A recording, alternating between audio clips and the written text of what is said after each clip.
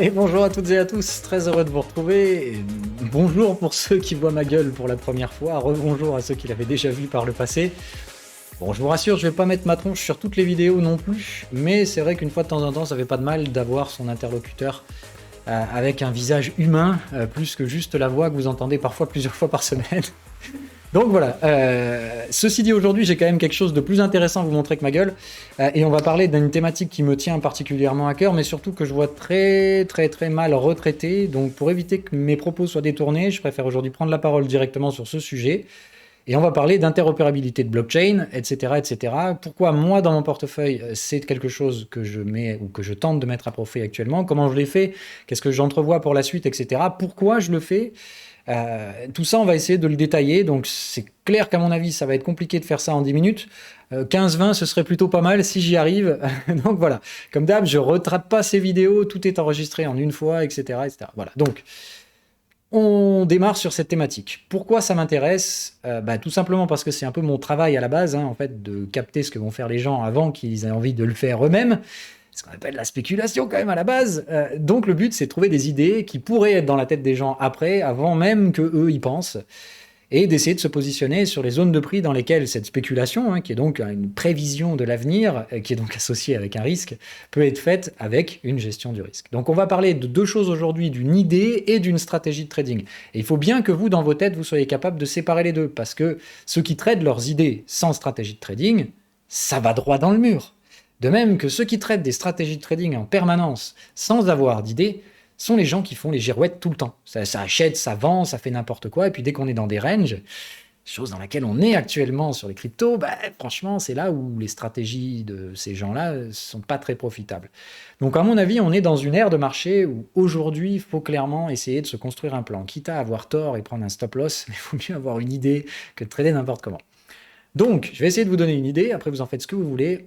Trader pas forcément le plan des autres, mais vous pouvez prendre l'idée au moins aujourd'hui si elle vous intéresse. Allez, donc on parle d'interopérabilité de blockchain, pourquoi? Parce que hier, ça vous est peut-être passé au-dessus de la tête, mais moi il y a quelque chose qui m'a assez marqué, et c'est la raison pour laquelle j'engage cette vidéo aujourd'hui, et spécifiquement aujourd'hui. Binance a annoncé qu'ils allaient commencer à développer ou lancer prochainement un système d'interopérabilité. Alors bon, évidemment, c'est un gros clin d'œil à l'écosystème Cosmos. En plus, j'aime bien le cynisme de l'idée, parce qu'il faut quand même savoir que Binance, quand il a lancé sa Binance Smart Chain, est allé utiliser le Cosmos SDK pour construire sa blockchain en triturant un tout petit peu, on va dire, le consensus de validation de la blockchain Cosmos, Tendermint. Donc c'est quand même un joli petit clin d'œil de dire ils leur ont déjà niqué le principe de construction de la blockchain, maintenant ils essaient de pomper l'inter-blockchain communication Cosmos. Bon voilà, très amusant. Mais surtout, je vous parle de ça parce que Binance, pour moi, historiquement parlant, ça reste un projet, enfin si on peut appeler ça un projet qui a toujours été excessivement bien positionné dans le timing. Je vous rappelle donc la sortie de la Binance Smart Chain à l'époque, le carton que ça a fait, etc. Le premier compétiteur légitime à la blockchain Ethereum, moins cher, plus rapide, nanana. Bon, c'était franchement, pour moi, Binance qui a lancé tout le bull run des Layer 1, qui est franchement le plus beau des bull runs qu'on a eu depuis ce crack sur les blockchains en général. C'est de dire, ça s'est terminé, ou en tout cas on est plutôt sur la fin de ce mouvement-là, puisqu'on l'a vu, plein d'autres compétiteurs ont émergé derrière, Solana, etc. Et j'en citerai plein d'autres. Mais bien comprendre que ça, c'est la dernière poche, à mon avis, de croissance qui semble aujourd'hui un peu se tarir, tout simplement parce que y avait beaucoup de marge à venir faire, à entrer en compétition directe avec Ethereum sur la logique des smart contracts, la DeFi, etc. Est venu se greffer en plus de ça et en cours de route toute la partie NFT. Donc ça, à mon avis, c'est pareil, c'est un autre schéma de croissance qui s'est mis en place beaucoup plus rapidement, plus sous forme de venture capital et donc de bulles spéculatives et de gros n'importe quoi quand on... voilà, bon, faut pas se mentir quand même, le fait de dire qu'aujourd'hui on fait minter des projets qui se vendent plusieurs millions, alors que bon, franchement, ça n'a aucune valeur derrière. Donc on fait attention, on est dans la phase un peu débile et paroxysme de la bulle des NFT, la phase venture capital. Loin de moi l'idée de dire qu'il n'y a pas de valeur associée au NFT, même loin de là, mais juste de comprendre que post-phase venture capital va probablement arriver un crack sur les valorisations globales dans les NFT et que suivra probablement derrière une restructuration, puis une phase de croissance qui m'intéressera moi personnellement beaucoup plus que la phase venture capital. Bon, ça, on aura le loisir d'en reparler. Donc je me dis, si les Layer 1, c'était la thématique qui est plutôt sur sa fin, que si les NFT, c'est une thématique plutôt venture capital qui m'intéresse pas et qui est plutôt elle aussi sur sa fin, bah, puisqu'on est dans des ranges sur les cryptos, bah, soit il n'y a plus rien à venir, on va se péter la gueule, soit il y a une autre thématique qui va venir relancer la tendance. Pour moi, et je le maintiens, les graphiques parlent d'eux-mêmes. La tendance est en cours sur les cryptos et je ne la vois pas du tout s'arrêter sur les zones de prix actuelles. On est dans l'attente d'une nouvelle thématique qui va driver l'attention, les capitaux et le marché crypto vers le haut. Donc mon job à moi, c'est de spéculer sur ça pourrait être quoi ce prochain secteur. Et ça fait déjà des semaines que je vous bassine avec ça, qu'à mon avis, les gens vont devoir à un moment donné se poser la question de si les Layer 1, ça fonctionne pas, s'il n'y a plus vraiment de secteurs hyper innovants comme les NFT qui ont été une énorme claque dans la gueule, enfin moi le premier, j'ai rien vu venir sur les NFT et j'ai été complètement pris de court, donc je prendrai le prochain train parce que c'est de retard pour celui-là, bah, qu'est-ce qu'il nous reste à faire en fait ? De réfléchir à des thématiques qui sont déjà bien installées mais qui n'ont pas encore produit de croissance. Et c'est là pour moi qu'intervient l'interopérabilité. Dans la logique en plus de ce qui vient de se passer sur les Layer 1, ce qu'on vient de voir, c'est qu'en fait les promesses qui ont été amenées par la plupart des compétiteurs Ethereum sont toutes des mensonges. Que le cassage du trilemme des blockchains par un miraculeux nouveau consensus, ou etc., c'est rien en fait. C'est basé sur du vent, qu'il y a toujours une contrepartie et que donc on va avoir des blockchains qui soit target des transactions par seconde comme Solana, mais au prix d'une décentralisation franchement pas géniale, et etc. Chaque projet va essayer de se positionner dans sa propre niche, alors que le marché va maturer. Donc la plupart de la croissance, à mon avis, des compétiteurs Ethereum, effectivement, on est plutôt sur la fin. Et l'interopérabilité semble être la seule solution, en réalité, pour réussir à outrepasser ce trilemme de la blockchain. Bien de comprendre qu'en soi, ce que les blockchains peuvent faire de mieux, c'est pas entrer en compétition, mais entrer en forme de coopération. C'est-à-dire, chaque blockchain apporte sa plus-value personnelle, la vitesse, la sécurité, la décentralisation, pour que l'écosystème en général puisse être plus performant. Donc oui, ça me semble logique que cette thématique s'installe derrière. Et tout comme dans toute thématique, là c'est l'idée de base. Je vous dis, elle est basée sur le fait que Binance, qui a quand même un timing de malade, peut-être que je me plante, mais les voir débarquer sur cette thématique-là, c'est le sentiment de confirmation pour moi que c'est le prochain move. Donc ça, c'est l'idée de départ, c'est le postulat. Maintenant qu'on est là et que je me dis, ok, l'inter-blockchain communication, ça va être le prochain move. Bah, qu'est-ce qu'on fait ? On fait une étude de marché. On fait la base, on regarde qui est dans le marché, déjà en place, qui est le first mover advantage, tout comme on l'aurait fait sur la thématique des smart contracts et tout ça. Ça aurait été Ethereum le leader incontesté et on aurait fait la liste des principaux compétiteurs et des différents projets qui sont en phase de développement et pas encore nécessairement sortis à ce moment-là. C'est ce qu'on va faire rapidement sur l'inter-blockchain. Donc, bah, pour moi, First Mover Advantage, c'est même pas la peine d'en parler, Cosmos de loin. C'est les premiers à avoir eu l'idée, à l'avoir développé, et ça date de 2014, la mise en place de ce projet. La release du mainnet fait en 2019, donc longtemps de développement, ils ont pris le temps de maturer leur bordel, c'est hyper intelligent tout ce qu'il y a derrière tout ça, c'est extrêmement complexe et extrêmement bien foutu. Bon voilà, ça sort en 2019, donc en plus de ça, c'est la première blockchain à l'avoir fait. Derrière, un petit peu plus tard, sortie de Polkadot, qui est sur un business model beaucoup plus agressif et beaucoup plus basé sur la rentabilité à court terme. Bon, aujourd'hui, Polkadot est valorisé plus que Cosmos. Peut-être que j'ai tort, mais j'ai l'impression que cette mécanique va s'inverser prochainement. Mais voilà. Donc, pour moi, First Mover Advantage, ça veut dire que Cosmos devrait normalement, si cette thématique se développe demain, être la blockchain la plus valorisée, puisqu'elle serait donc référente de ses différents concurrents. Quid donc de Binance ? Qu'est-ce qu'on fait avec le coin de Binance ? Pourquoi je mise encore aujourd'hui sur le coin de Binance ? Puisqu'ils viennent se positionner sur ce nouveau territoire et que ça pourrait donc relancer un peu de croissance sur le jeton BNB.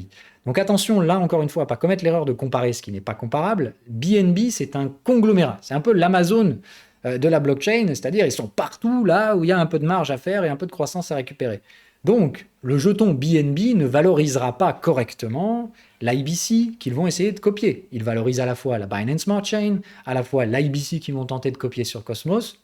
Donc attention à ne pas me comparer BNB à Atom. Probablement BNB sera quand même plus valorisé qu'Atom, ça semblerait assez logique. Voilà, ceci dit, on a posé toutes les bases. Donc, si l'idée elle vous plaît, mettez en place une stratégie. On n'achète pas n'importe comment, etc., etc. On regarde des graphiques, on regarde comment sa stratégie personnelle peut se mettre en place pour essayer de profiter de ce truc-là, où est-ce qu'on en est dans la maturité, etc. Bon, là, à partir de là, moi, je vais parler par rapport à ma stratégie, ça vous plaît pas, vous faites ce que vous voulez. Mais utilisez toujours vos stratégies à vous, hein. Bien entendu, on ne change pas de stratégie tous les 4 matins. Allez, ceci dit, on passe au graphique. Ok, donc comme on l'a dit, on va partir sur une référence Atom. Donc là, déjà, première des choses par rapport au contexte, Atom, on est en train de casser des canaux ascendants par le haut, on est en train de casser des ATH. Navré de vous le dire, hein, si vous débarquez aujourd'hui sur la thématique de la blockchain interopérable, eh ben vous êtes à la bourre, voilà, désolé. Non, je déconne, ça ne veut pas dire qu'il n'y a pas encore de potentiel, bien loin de moi, à mon avis, l'idée de faire ça, puisque comme je vous l'ai dit, pour moi, si cette thématique vient à être la thématique sous-jacente de la croissance de demain dans le marché de crypto, à mon avis, Atom va être le principal projet à la portée, hein, c'est-à-dire que pour moi, je ne vois pas encore de schéma tendanciel sur Atom. Ce que je vois en revanche, c'est deux choses, une par là et une par là. Bon, après, sans spoiler, on a déjà fait ces analyses des dizaines de fois, donc je vais aller très très vite.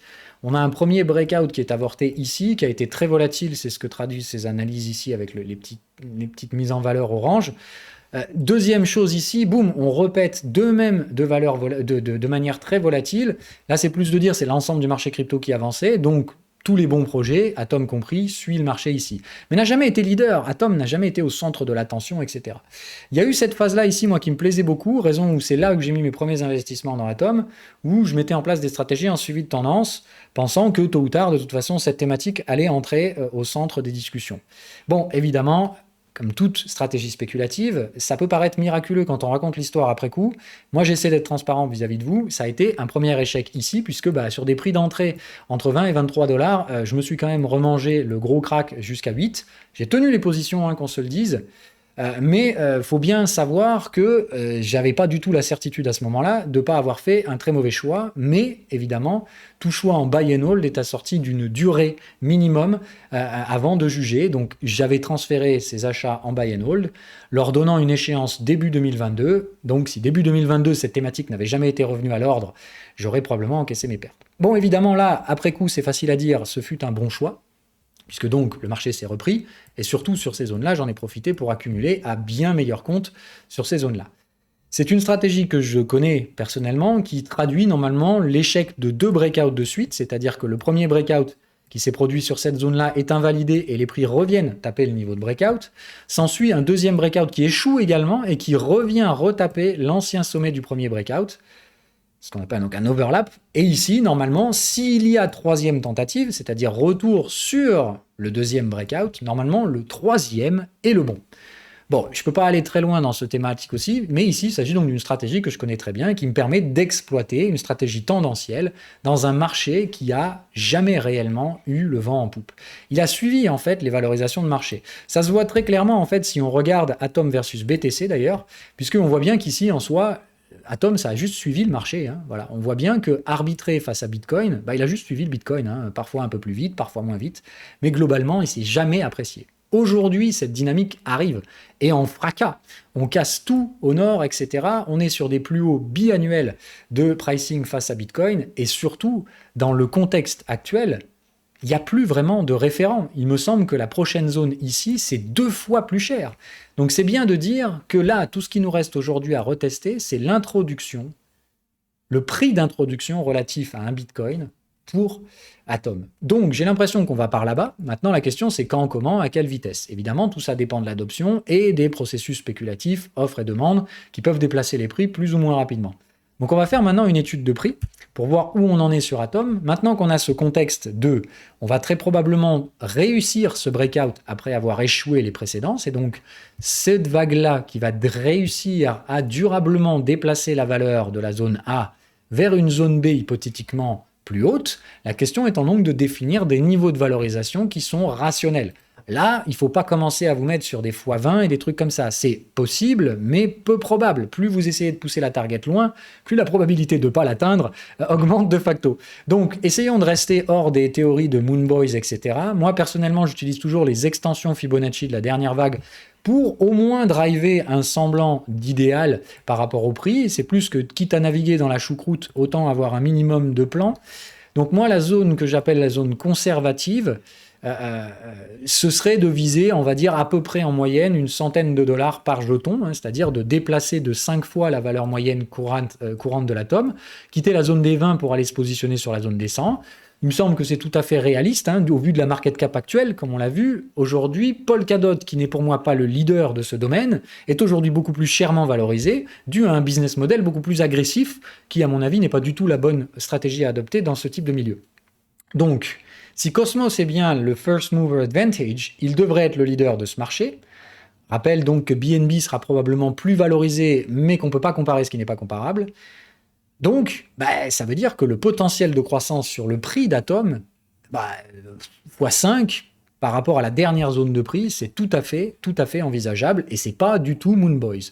Donc à partir de là, si en plus de ça on part sur une thématique que le secteur de croissance va tirer la croissance du reste du marché crypto, dans ce cas-là, on va pouvoir normalement obtenir des targets un petit peu plus haussières, et c'est pour ça que j'ai une deuxième zone à viser, une zone plus optimiste, dans un scénario plus bullish, où dans ce cas-là, j'essaierai de viser la zone de prix, on va dire, autour de 150-160.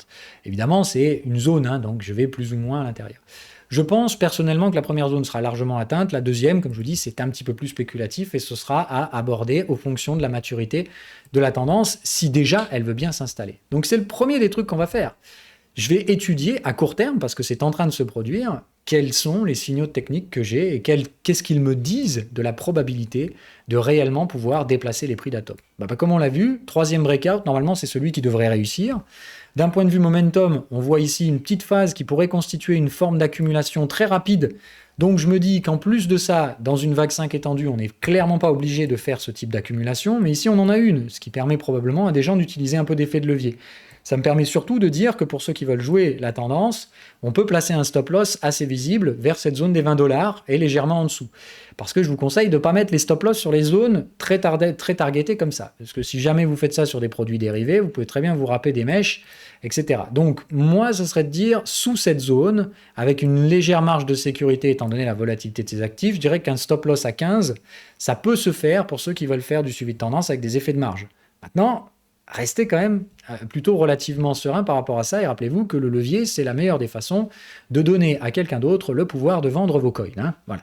Donc si vous voulez rester votre propre contrepartie, rappelez-vous, vos coins ne vous appartiennent que si vous avez vos clés privées. Voilà. Bon, on n'en parlera pas parce que j'ai déjà fait une émission sur la façon de stocker ces atomes et le staking, etc. sur cette même chaîne YouTube. Bref. Donc, les breakouts, est-ce que je les vois? Oui, on voit bien les cassures de cycle, on voit bien la prise en charge du momentum par les acheteurs, on voit bien qu'il n'y a pas beaucoup de vendeurs en face parce que, mis à part des patterns de take profit qui n'ont absolument aucune réaction sur les prix, tout ce qu'on voit, c'est que dès que le momentum se neutralise, ça repaye. Bref, pour moi, désolé, tous les signaux techniques d'un breakout sont là. Donc, oui, je pense clairement que l'idée que je vous bassine, avec laquelle je vous bassine depuis le début de cette émission, en plus d'être probablement la bonne, elle est déjà probablement en cours et même très généralement acceptée par la plupart des participants de marché, puisque quand on voit l'état de maturité actuel, c'est-à-dire on est vraiment sur un breakout et le niveau de breakout c'est 32, on est déjà à 38, et ça avance vite, pour moi, cette thématique, elle a déjà gagné beaucoup de terrain chez les investisseurs qui, comme moi, ont probablement pris le risque. Donc il va de soi que ceux qui ont accumulé sur le support, c'est beaucoup plus confortable comme situation, puisqu'aujourd'hui vous pouvez renforcer sur cette zone de breakout sans nécessairement prendre de risques, et en maintenant vos niveaux d'invalidation sous les 20, ce que moi je fais, hein, c'est-à-dire qu'au fur et à mesure qu'on s'apprécie, je peux renforcer les positions avec les gains des positions précédentes qui financent les marges. Bon, là il va de soi que si vous ne savez pas de quoi je parle, c'est qu'il vaut mieux éviter de faire ce genre de truc. Mais donc, voilà pour moi le truc. Le fait que Binance entre aujourd'hui dans cette thématique m'invite à penser qu'on n'est qu'au début de la tendance, donc j'applique du suivi de tendance sur ces UT daily, hein, ce qui est donc que pour ma part, je ne regarde les graphiques qu'une fois par jour sur Atom, et tant que ça monte, je ne vois pas la moindre raison de changer quoi que ce soit. J'ai eu ici un contexte vendeur détecté il y a 2 jours, le lendemain, on en a fait un avalement haussier. Je vous le zoome un petit peu pour que vous voyez tout ça. Ce qui est encore une fois pour moi la preuve qu'il n'y a vraiment personne qui cherche à vendre dans ce marché et qu'on est vraiment sur une zone où on risque de s'apprécier, non pas parce qu'il y a de l'euphorie, mais parce qu'il n'y a plus personne qui vend. Parce que les gens qui détiennent ces jetons commencent à peine à comprendre que la demande arrive, et quand il y a de la demande et qu'on possède l'offre, croyez-moi qu'on laisse filer. Donc il va de soi que moi personnellement, j'ai pas du tout envisagé de vendre mes atomes tout de suite. Je vous ai donné mes principales targets. Mais je pense que je suis très loin d'être seul dans ce schéma-là. Donc, à mon avis, la demande qui, je l'espère, sera croissante due au fait que petit à petit, les gens devraient chercher de nouveaux soutiens de croissance dans ces marchés et qu'il me semble que légitimement, l'inter-blockchain communication devrait être la prochaine des thématiques à la mode.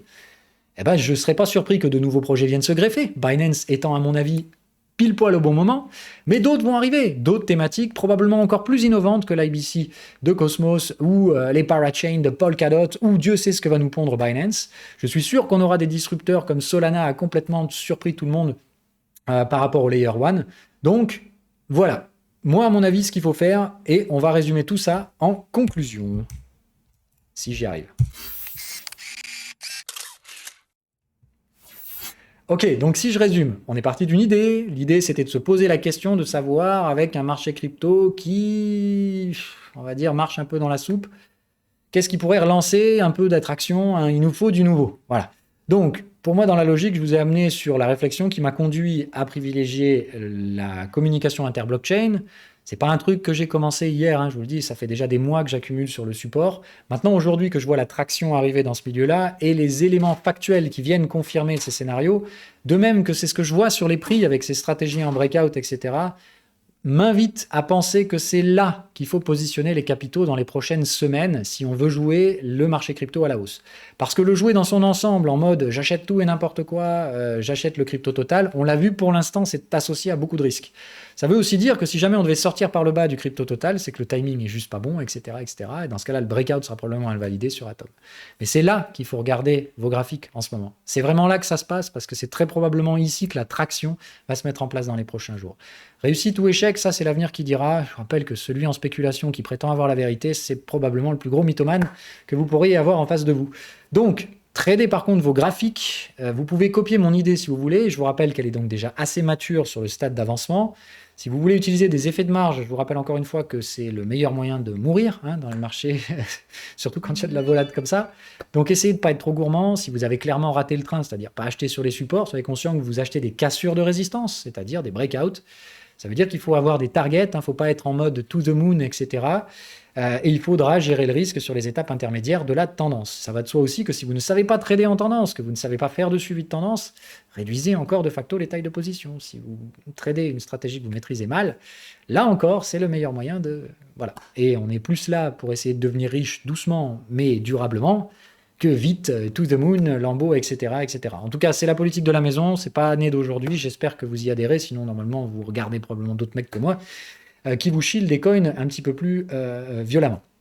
Dernier avertissement, il ne s'agit donc pas de chiller un coin, et je vous dis, et je le dis, et je le redis clairement, je n'ai pas que Atom en portefeuille. Je n'ai pas Polkadot parce que j'aime pas ce projet, mais je serai prêt à changer d'avis. Il se peut très bien que Polkadot soit le leader, et dans ce cas-là, il faudra que je réajuste mon portefeuille.